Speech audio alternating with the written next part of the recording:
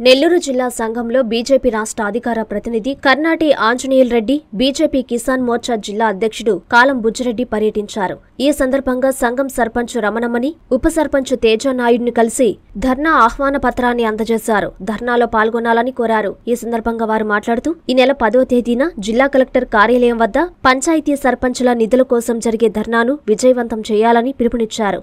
జిల్లాలో ఉన్న సర్పంచులందరూ పార్టీలకు అతీతంగా ధర్నాలో పాల్గొనాలని కోరారు. పంచాయతీలకు వచ్చిన సర్పంచుల నిధులు రాష్ట్ర ప్రభుత్వం దుర్వినియోగం చేస్తుందని అన్నారు. రాష్ట్రంలో అనేక మంది సర్పంచులు పనులు చేసి బిల్లులు రాక ఆత్మహత్యలు చేసుకుంటున్నారని అన్నారు. ఒక్క సంఘం పంచాయతీలోనే 1,20,00,000 రూపాయల సర్పంచ్ నిధులు రాష్ట్ర ప్రభుత్వం వాడేసిందని విమర్శించారు. ఈ కార్యక్రమంలో బీజేపీ నాయకులు కొండారెడ్డి పాల్గొన్నారు.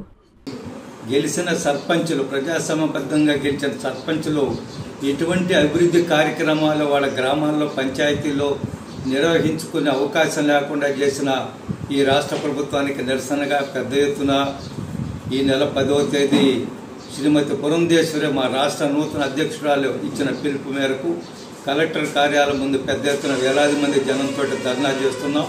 ప్రభుత్వం మీద ఒత్తిడి తీసుకొచ్చి వెంటనే 14-15 ఆర్థిక సంఘం నుంచి వచ్చిన నిధులన్నీ కూడా రాష్ట్ర వ్యాప్తంగా సుమారు 12,000 పంచాయతీలకి 8,600 కోట్ల రూపాయలు దారి మళ్లించి ఈ ప్రభుత్వం ఇష్టం వచ్చినట్టుగా ఖర్చు పెట్టింది.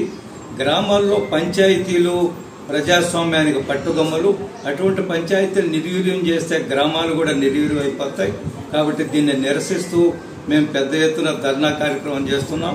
అందులో భాగంగా రాజకీయాలకు అతీతంగా, రాజకీయాలతో సంబంధం లేదు, బీజేపీ కార్యక్రమం నిర్వహిస్తున్నప్పటికీ కూడా మేము అందరి సర్పంచుల దగ్గరికి వెళ్ళి వాళ్ళు వైసీపీయా, టీడీపీయా లేదా ఇంకేదో పార్టీ అనేది మనసులో లేకుండా అందరు సర్పంచుల దగ్గరికి వెళ్ళి ఆహ్వానిస్తున్నాం.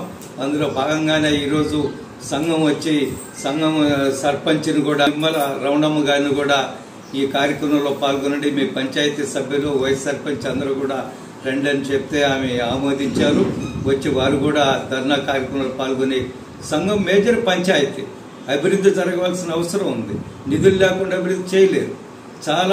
చాలా మంది సర్పంచులు ఈ మధ్యకాలంలో 3-4 సర్పంచులు వాళ్ళ జోబిలో నుంచి ఖర్చు పెట్టి గ్రామ అభివృద్ధి కోసం, వాళ్ళు ప్రెస్టేజ్కి వెళ్ళి గ్రామ అభివృద్ధి కోసం ఖర్చు పెడితే ఆ డబ్బులు రాలేదు, అప్పులు పాలైపోయారు.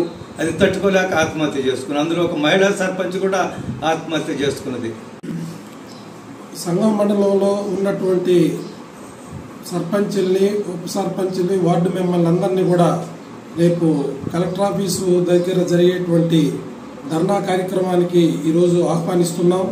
వాళ్ళని ప్రత్యక్షంగా కలుసుకొని ఆహ్వాన పత్రాలు అందజేసిన తర్వాత మేము అనేక మందిని కలిసినప్పుడు మనకి స్పష్టంగా అర్థమయ్యేది, ఈరోజు సంఘం గ్రామ పంచాయతీలోనే సుమారుగా 1,20,00,000 రూపాయలు రావాల్సినటువంటి నిధుల్ని ఈ ప్రభుత్వం వక్ర మార్గంలో వచ్చినటువంటి నిధుల్ని, కేంద్రం నుంచి తీసుకున్నటువంటి డబ్బుల్ని వాడుకొని దుర్మార్గంగా పంచాయతీలకు ఇవ్వకుండా చేసినటువంటి ఈరోజు పరిస్థితి చూస్తే కరెంటు బిల్లులు కూడా కట్టలేని పరిస్థితుల్లో పంచాయతీలు ఉన్నాయి.